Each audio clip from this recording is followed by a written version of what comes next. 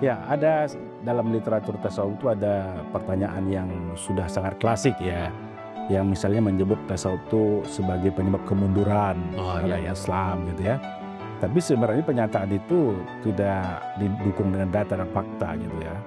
Nah, ternyata tasawuf itu bisa survive dan berkembang sampai sekarang. Semester 1 saya ingat tuh saya sudah mulai menulis di koran.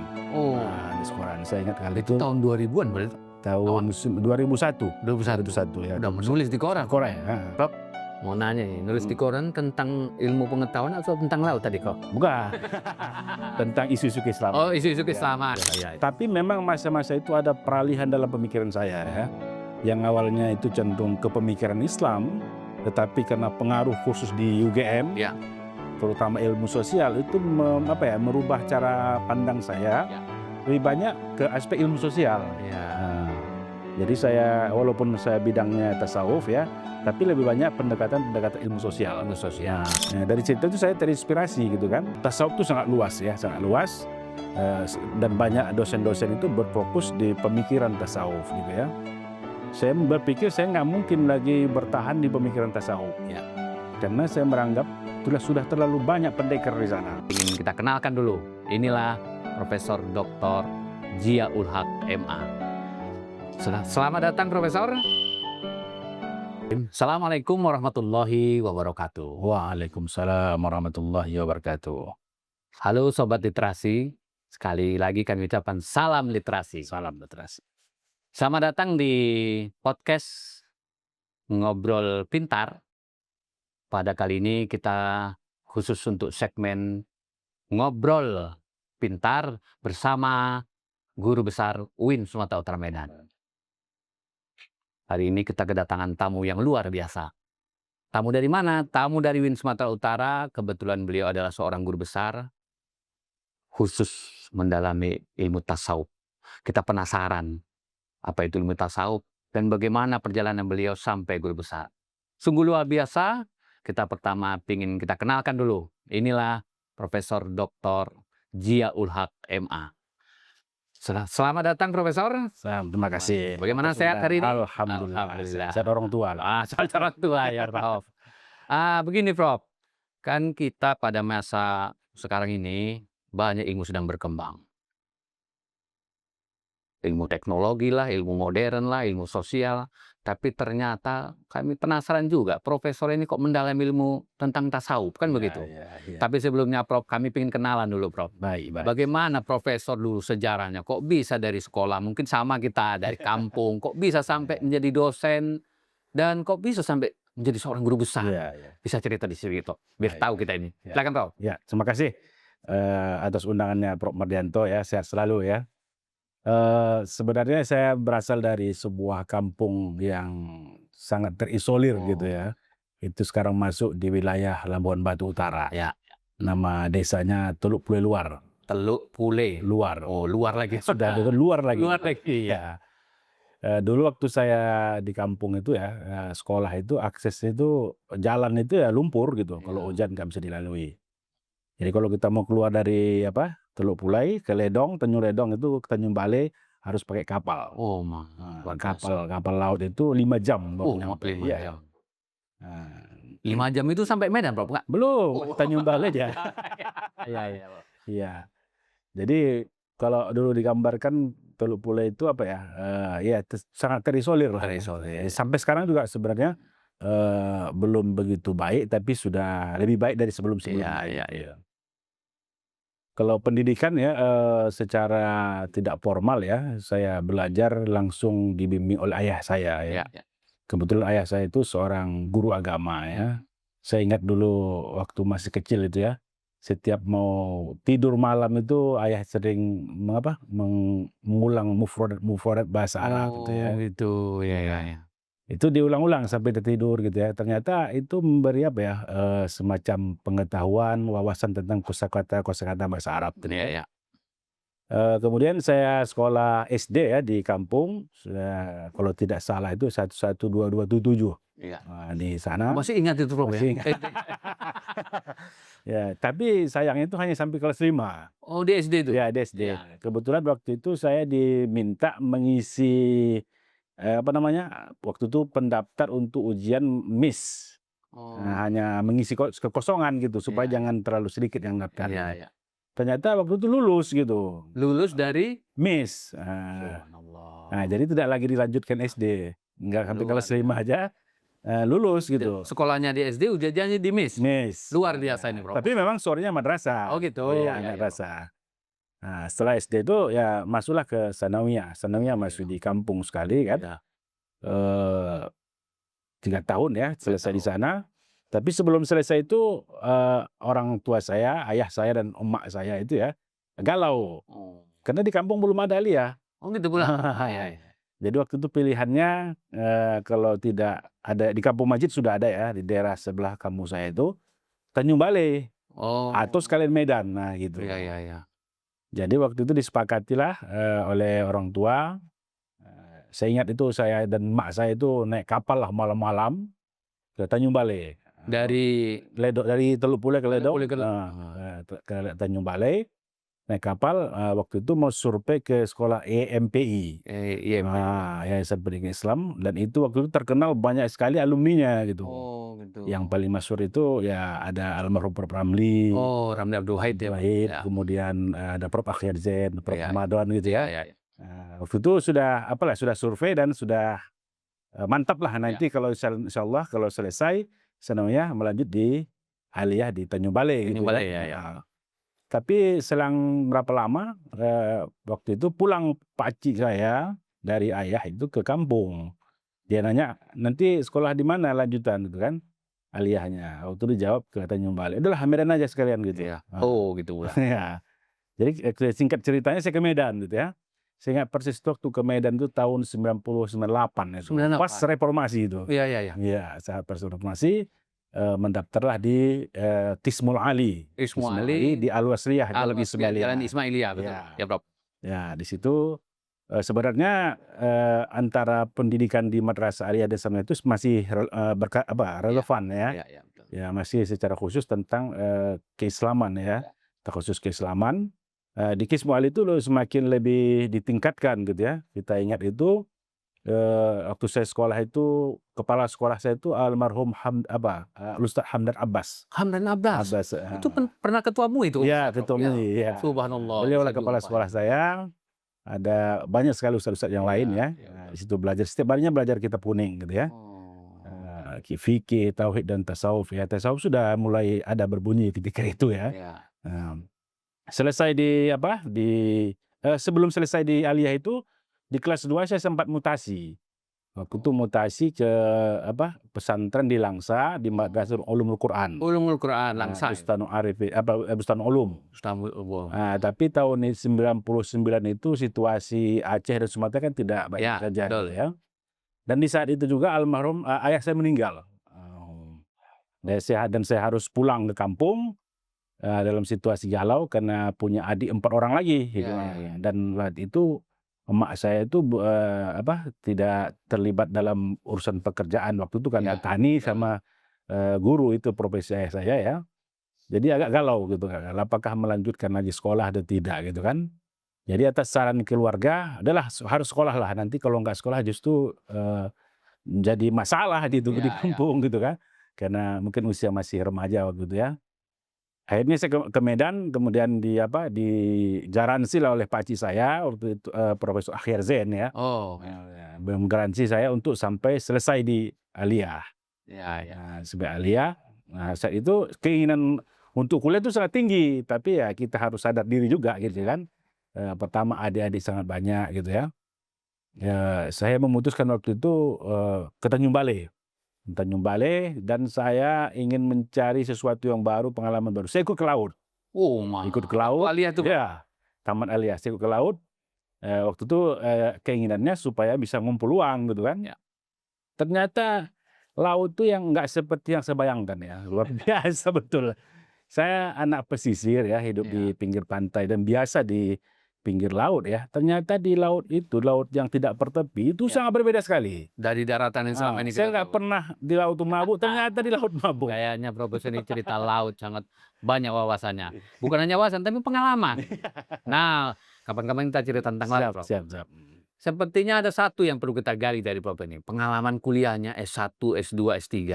Perlu ini Prof kita tambahkan supaya ada wawasan bagi kita sobat literasi. Bagaimana kuliahnya Prof? Ya. S1, S2, S3 ini bisa Baik. singkat Prof. Singkat sebelum cerita yang tadi Prof ya, karena saya nggak ada suatu cerita yang menarik waktu itu kan, saya waktu di laut itu saya bicara sama Tekong. Ya. Tekong itu yang tukang Oh ya. bot itu ya.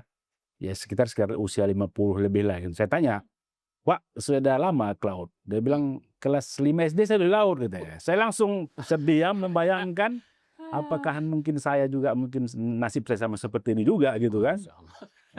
Jadi saya berpikir keras lah gitu ya. Akhirnya saya untuk berikutnya lagi saya nggak mulai ke laut. Oh iya. Saya cuma membayangkan nggak mungkin saya bertahan hanya di jadi nelayan gitu kan, dan itu bukan basis saya gitu kan. Singkat ceritanya adalah modal waktu itu dibantu juga sama Pak Cik dari ibu saya untuk ke Medan gitu kan. Masuklah waktu itu ke WISU karena WISU yang tersedia waktu itu UIN waktu itu sudah tutup pendaftaran. Oh iya pendaftaran ya. Masuk WISU. Masuklah WISU Fakultas Agama Islam jurusan Ahwalus Syakhsiyah. Kenapa jurusan terpilih ya mungkin karena Ahwalus Syakhsiyah mungkin lebih banyak bidang-bidang keagamaan waktu itu ya, sederhananya gitu ya. Di semester 1 saya ingat tuh saya sudah mulai menulis di koran. Nulis koran. Saya ingat kali itu tahun 2000-an berarti. tahun 2001. 2001 ya. Udah menulis di koran. Koran ya. Menulis ke koran ini juga kena unsur keterpaksaan. Mau nanya nih, nulis di koran tentang ilmu pengetahuan atau tentang laut tadi kok? Bukan. Tentang isu-isu keislaman. Oh, isu-isu keislaman sesuai dengan apa yang dipelajari ya? Iya, saya harus jujur mengakui saya waktu itu sangat terinspirasi dengan Pak Haji saya, Pak Ahyar ya. Dia dulu kan kolumnis di Waspada. Oh iya, saya tahu, betul. Waspada, kemudian juga ada Bro Akmal ya. Nah, itu yang memotivasi saya waktu itu harus menulis. Ternyata menulis itu ada juga honornya. Wah, itu dia. Waktu itu padahal masih mahasiswa Prof ya? Masih. Dapat honor apa enggak? Ya, betul. Nah, ternyata itulah honor. Selain itu ya saya juga waktu S1 semester awal juga memberanikan diri ya menguji mental untuk bisa bertahan sambil jualan roti keliling. Iya. Itu saya lalui semester 1, semester 2 ya. Sekaligus ingin menguji mental apakah saya siap untuk hidup bertarung gitu ya. Betul. Nah, singkat cerita selesai di WISU saya melanjutkan S2 ke YAIN pasca sarjana YAIN ya. Waktu itu masuk jurusan pemikiran Islam. Dari Ahwalus Syakhsiyah masuk pemikiran Islam. Ya. Saya merasa jurusan Ahwalus Syakhsiyah itu nggak sesuai dengan passion saya waktu itu. Oh gitu. Passion saya itu di pemikiran gitu. Nah, saya merasa ketemulah ketika di S2-nya gitu ya. S2 itu selesai 2009. Biasa itu ada buka lowongan CPNS di YAIN. Diterima itu salah satunya ijazah S2 pemikiran. Karena rumpunnya kan bidangnya ada pemikiran Islam, tauhid, teologi dan tasawuf. Waktu itu formasinya tasawuf ya. Ya ikulah tes gitu ya, kita tes saja kan. Ya tidak disangka memang tiba-tiba lulus gitu. Saya pun nggak percaya bisa lulus kan. Setelah saya renung-renung mungkin terlalu lama saya menderita gitu ya. Aduh, dari laut sampai 5 jam tadi Prof ya. Akhirnya rupanya diterima di YAIN. Oke, iya Prof. Terlalu lama menderita dan mungkin paling butuh pekerjaan gitu kan. Iya, betul. Waktu itu saya sudah berkeluarga ya. Jadi diterimalah CPNS di UIN ya. 2011 CPNS ya. Baru lanjut ke jenjang antara S2 dan S3 itu agak jauh. Tapi di sela itu saya pernah mengikuti short course meteorologi penelitian selama 3 bulan di UGM. UGM 3 bulan. Itu memang dibiayai oleh Kemenak waktu itu. Kemenak. Selama 3 bulan khusus penelitian, meteorologi penelitian. Kemudian 2015 saya ikut dikasih kesempatan ikut kursus intensif bahasa Prancis setahun di Jakarta. Karena ketika waktu itu ditawarkan nggak ada yang mau berangkat. Karena 3 bulan kan harus meninggalkan kan. Iya. Apalagi kursus itu kan 6 bulan sampai 1 tahun ternyata di Jakarta. Di Jakarta, meninggalkan keluarga. Tapi waktu itu saya bawa keluarga. Oh gitu, ya. Supaya jangan jadi apa juga kan. Nah, jadi 2016 saya mulai baru mendaftarkan S3 di UIN Jakarta. Itu pun tidak sengaja. Itu. Nah, tidak sengaja karena waktu itu kan setelah kursus kan kita masih punya hayalan imajinasi ingin kuliah ke luar negeri, Oh gitu ke ya. Prancis ya. Waktu itu saya sudah sempat mendapatkan LOA ya dari beberapa orang profesor di asal Prancis ya. Nah, ketika itu sudah domain riset saya itu sudah banyak ke isunya tentang tasawuf dan Oh tarekat waktu gitu. itu ya. Karena memang formasi yang tersedia waktu itu ya. Ternyata ya selesai 2016 masuk S3, kemudian selesai 2019. Nah, ketika itu saya menghitung usia sudah, Prof. Nah, usia saya waktu itu selesai S3 itu usia 37 atau 38. Saya nggak bisa lagi bermain-main dengan usia, berimajinasi ingin keluar negeri, tapi saya harus rasional. Nah, rasional yang pertama, saya harus mengukur kapan saya selesai S3, dan anak-anak juga mulai sudah mau masuk sanawiyah gitu kan. Itu ya. Ya, harus rasional berpikirnya waktu itu. Saya memutuskan fokus di Jakarta saja gitu. Itu 2019 selesai, saya pulang ke Pulang ke Medan? Medan. Ya, waktu itu pulang diamanahi jadi sekretaris prodi di API. Izin Prof, tadi waktu S3 di UIN Jakarta ya, Ya, itu prodinya masih pemikiran Islam juga? pengkajian Islam. Pengkajian. Ya, Wah, pengkajian Islam. mungkin masih serumpun tuh Prof. Ya, tapi memang masa-masa itu ada peralihan dalam pemikiran saya ya. Yang awalnya itu cenderung ke pemikiran Islam, tetapi karena pengaruh kursus di UGM, Ya. terutama ilmu sosial itu merubah cara pandang saya lebih banyak ke aspek ilmu sosial. Nah, jadi saya walaupun saya bidangnya tasawuf ya, tapi lebih banyak pendekatan ilmu sosial. Ilmu sosial. Nah, itu semakin kuat muncul dalam perspektif saya itu ketika saya ketemu Martin Pandronesen ya. Oh itu orang Belanda itu nggak sih? Ya, Belanda. Iya betul. Nah, saya ketemu di Jakarta, kita ngobrol cukup panjang ya karena beliau pernah ke Kampung Besilam, Langkat kan. Oh iya. Nah, dari sebelumnya juga kita sudah koresponden kan. Dia cerita banyak hal tentang riset tentang tasawuf ya, dari sisi yang normatif hingga yang empiris gitu ya. Nah, dari cerita itu saya terinspirasi gitu kan. Tasawuf itu sangat luas ya, sangat luas. Dan banyak dosen-dosen itu berfokus di pemikiran tasawuf gitu ya. Saya berpikir saya nggak mungkin lagi bertahan di pemikiran tasawuf. Ya. Karena saya meranggap sudah terlalu banyak pendekar di sana. Pendekar maksudnya ahlinya, ya. Saya harus buka gelanggang sendiri gitu, supaya terlihat jadi pendekar gitu kan. Nah, jadi saya merintislah kajian tentang tasawuf, terutama tarekat dengan pendekatan ilmu sosial. Oh iya. Nah, itu pendekatan ilmu sosial, dan saya membranding diri gitu ya. Pura-puranya seperti itu ya. Untuk konsisten dalam riset tasawuf, tarekat dalam pendekatan ilmu sosial itu sampai hari ini gitu. Baiklah, Sobat Literasi, baru sedikit yang dibicarakan, tapi rasanya banyak yang bisa kita dapatkan. Dari pengalaman baik secara akademik maupun pengalaman pribadi, bahkan pengalaman keluarga, profesor kita ini ternyata ada hal yang mensintesa pada dirinya. Salah satunya ada pemikiran-pemikiran yang dikaitkan tadi ya, ilmu sosial, pengalaman di UGM, penelitian, sampai tadi kursus bahasa Perancis, 6 bulan atau 1 tahun itu Prof ya? 1 tahun. Dan mungkin juga bagian dari internalisasi pengalaman pribadi. Hingga profesor ini mendapatkan gelar guru besar ilmu tasawuf. Gitu Prof ya? Iya. Saya pikir profesor bisa cerita lah sama kita. Bahwa tasawuf pada zaman sekarang ini, apa memang masih relevan Prof? Nah ini perlu juga ini Prof. Ini generasi-generasi muda ini, atau kita kenalkan dulu Prof, apa itu sebenarnya tasawuf yang tahun-tahun ini? Silakan Prof. Ya, ada dalam literatur tasawuf itu ada pertanyaan yang sudah sangat klasik ya. Yang misalnya menyebut tasawuf itu sebagai penyebab kemunduran Islam gitu ya. Tapi sebenarnya pernyataan itu tidak didukung dengan data dan fakta gitu ya. Nah, ternyata tasawuf itu bisa survive dan berkembang sampai sekarang gitu ya. Tapi tentu ada perbedaan-perbedaan ya. Karena kebetulan saya lebih fokus kepada isu-isu modern dalam tasawuf ya. Misalnya ketika abad 20 2001 ya, memang ada perubahan wajah tasawuf ya dalam konteks pengkajian tasawuf ya, lebih banyak kepada aspek semacam modernisasi gitu ya, modern tasawuf di dunia global gitu ya. Dan itu saya pandang sebagai semacam ijtihad para mursyid ya. Kalau mempertahankan dengan cara-cara tradisional mungkin akan terlupakan atau hilang dalam peradaban global gitu ya. Ya, misalnya muncul istilah-istilah post tarekat sufisme ya, Pos tarekat sufisme. Sufisme. Nah, pasca tarekat sufisme gitu Iya. ya. Ditandai bahwa tarekat itu berkembang tidak lagi dalam bentuk wujud yang klasik. Kalau dulu kan tarekat itu kan berkembang di zawiyah ya, zawiyah itu semacam padepokan. Oh, ya, ya. Nah, sekarang sudah muncul di hotel, Oh, gitu. di Iya, iya. apartemen gitu-gitu Nah, ya. kemasan yang lebih modern Ya, tadi lebih ya, modern Prof, gitu ya. ya. Nah, sekarang juga misal muncul e-Sheikh, elektronik Sheikh.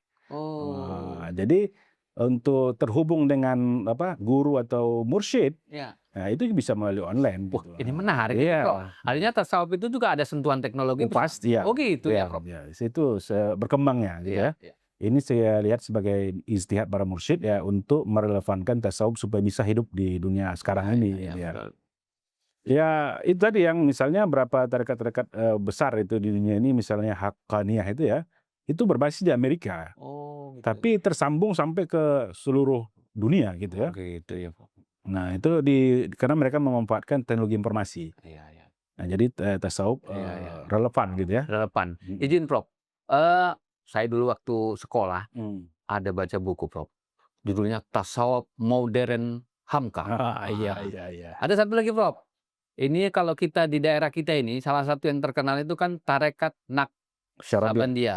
Hmm. Kira-kira Prof bisalah sedikit cerita tentang ini. Iya, Apa ini yang kok ada tasawuf modern Hamka, kok ada tarekat Naksabandia yang betul-betul ada di tengah masyarakat Iya. kita? Bisa sedikit, Prof? Iya. Kita silakan. Ya, pertama mungkin terkait tasawuf modern Hamka ya. Memang dalam konteks pengkajian tasawuf di Indonesia disebut-sebut Hamka itu termasuk yang meletakkan tasawuf modern gitu. Ya. Itu merupakan kumpulan dari tulisan Hamka ya, kemudian dikompilasi, diedit ya, kemudian diterbitkan menjadi tasawuf modern. Ya, ya.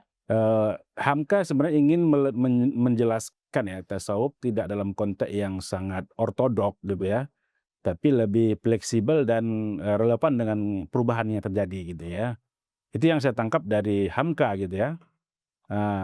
Kaitannya dengan misalnya munculnya kelompok-kelompok tarekat Ya, gitu ya. tarekat.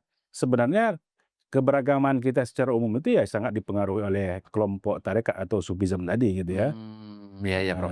Dan itulah saya kira tarekat itu semacam semacam patron dalam tradisi keberagaman kita yang berkembang sampai saat sekarang ini gitu. Iya, iya. Dan tarekat itu punya peran ya dalam konteks menjaga tradisi keberagaman sehingga bisa beradaptasi dan berkembang dengan dalam situasi perubahan zaman gitu ya. Iya, iya. Oke, Prof. Kita udah cerita dari pengalaman Prof sehingga menemukan ternyata dunia ini salah satunya adalah tasawuf ini. Iya, iya. Kira-kira Prof dunia masa depan, Iya, iya. lagi nih perang Iran, Iya, ya Prof kan itu kan, atau kita lah yang ada di kota. Saya pernah mendengar kata-kata orang-orang pintar lah kata, semakin modern satu negara, semakin laris dokter jiwa. Iya, Mungkin ada kaitannya jiwa sama tasawuf kan? iya, iya, iya. Gimana itu, Pak? Iya, tasawuf dan psikologi itu saling beririsan. Iya, iya, iya.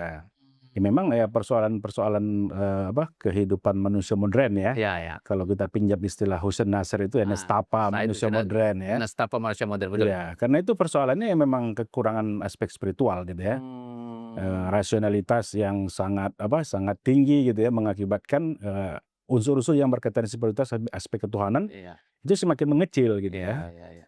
Jadi tasawuf dalam konteks modern saya kira semacam jangkar ya, kalau Jangkar. ibaratkan kapal tadi atau sampan Iya. tadi ya.